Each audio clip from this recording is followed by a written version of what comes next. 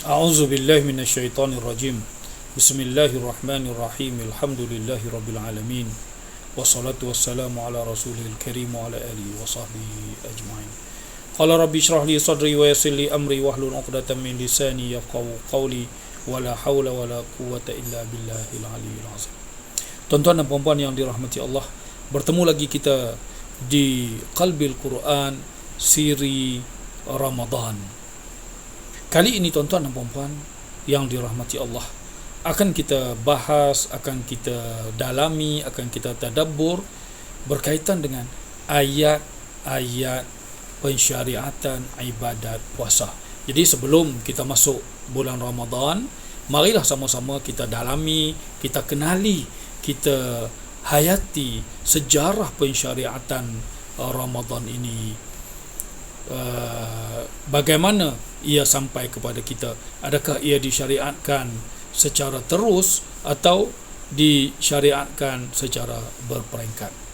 Pertama kali, mari kita lihat konten perbincangan kita. InsyaAllah kita akan fokus kepada pertama, mengenali ayat-ayat puasa, di mana kedudukannya di dalam Al-Quran. Kemudian kita akan lihat sedikit sejarah pensyariatan ibadat puasa ini. Kemudian kita akan tadabbur ayat-ayatnya satu persatu. Kemudian kita akan pergi kepada melihat hikmah pensyariatan ibadat puasa ini.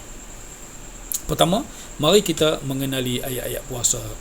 Dia berada di surah Baqarah ayat 183, ya ayyuhallazina amanu kutiba alaikumusiyam. Satu.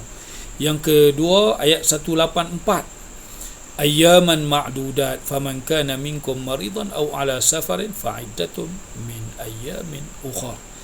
Yang ketiga, ayat masih di dalam turutan ayat tadi, ayat 185, syahrul ramadan allazi unzila fihi al-Quran. Kemudian ayat 186. Ayat 186 ini dibahaskan banyak oleh para ulama kerana dia berada di tengah-tengah ayat puasa, tetapi dia tidak mengeluarkan atau membawa sedikit pun hukum hakam berkaitan dengan Ramadan.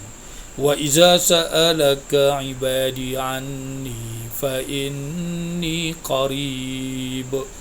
Ayat Allah Ta'ala bercerita tentang jika hambanya ingin berdoa, maka Allah Subhanahu wa Ta'ala amat dekat terhadap mereka.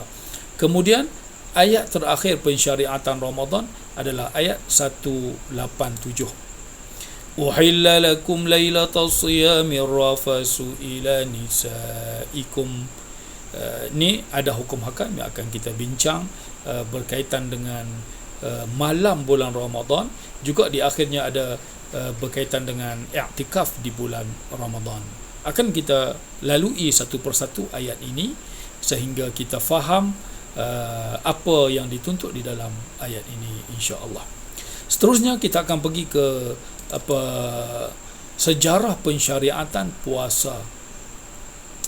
Pertama, di Mekah Nabi SAW dan para sahabatnya hanya puasa wajib di hari Ashura. Ibnu Katsir dan Qurtubi, Tabari mencatat bahawa puasa 10 Ashura ini bukan Nabi dan umat Islam sahaja puasa, malah masyarakat Quraisy telah mengamalkan sejak zaman dahulu lagi. Jadi Nabi SAW melihat puasa Ashura ini baik kerana ada sejarah-sejarahnya di dalam nabi-nabi terdahulu, kisah-kisah peristiwa nabi-nabi terdahulu. Jadi Nabi SAW juga turut berpuasa wajib satu hari satu tahun. Dan ketika di Mekah juga Nabi berpuasa 3 hari puasa sunat setiap bulan, sama ada di ayam bid ataupun hari-hari biasa. Nabi akan ambil 3 hari sebulan untuk berpuasa. Kemudian Aisyah radhiyallahu anha meriwayatkan bahawa pada tahun pertama di Madinah masih Nabi SAW puasa satu hari di hari Ashura, hari 10 Muharram tu. Kemudian setiap bulan Nabi akan puasa 3 hari. sama ada di ayam bid atau bukan di ayam bid. Hari biasa, hari 1, 2, 3, 4, 5, 6 Nabi puasa. Yang penting ambil 3 hari 1 bulan. Itu puasa sunat. Sehinggalah pada tahun ketiga, pada tahun kedua Hijrah, pada 2 Sya'ban diturunkan ayat syariat puasa Ramadan. Tetapi masih boleh pilih. Ini peringkat kedua dalam pensyariatan puasa. Masih boleh pilih nak puasa atau ganti dengan bayar fidyah, beri makan fakir miskin. Ini yang dimasukkan di dalam ayat wa 'alal ladzina yutiqunahu fidyatun ta'amu miskin. Kita akan bincang tentang ayat ini secara mendalam sedikit di tempatnya nanti. Inilah tadarus pensyariatan puasa. Sehingga yang keempat,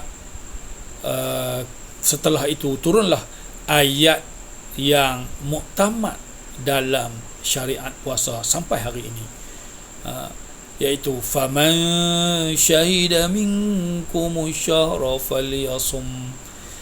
Barang siapa yang hadir, yang menyaksikan bulan Ramadan, falyasum, hendaklah dia berpuasa. Jadi ulama mengatakan ayat ini memansuhkan puasa Ashura 1 hari itu, dan puasa Ashura itu menjadi sunat sahaja, dan memansuhkan puasa Ramadan yang ada pilihan. Kali ini tidak ada pilihan untuk nak beri makan atau puasa. Allah Ta'ala tuntut supaya kita puasa penuh kecuali yang sakit ataupun musafir. Dan syariat ini kekal sampai hari ini seperti mana yang kita amalkan sekarang. Jadi tuan-tuan dan puan-puan yang dirahmati Allah, begitulah syariat puasa secara berperingkat. Sehingga kita bertemu lagi di siri Qalbil Quran yang ke-42, akan kita dalami ayat-ayat berkaitan dengan pensyariatan ibadat puasa. Sehingga bertemu lagi, aqulu qawli hadza wa astaghfirullahal azim li wa lakum. Wassalamu alaikum warahmatullahi taala wabarakatuh.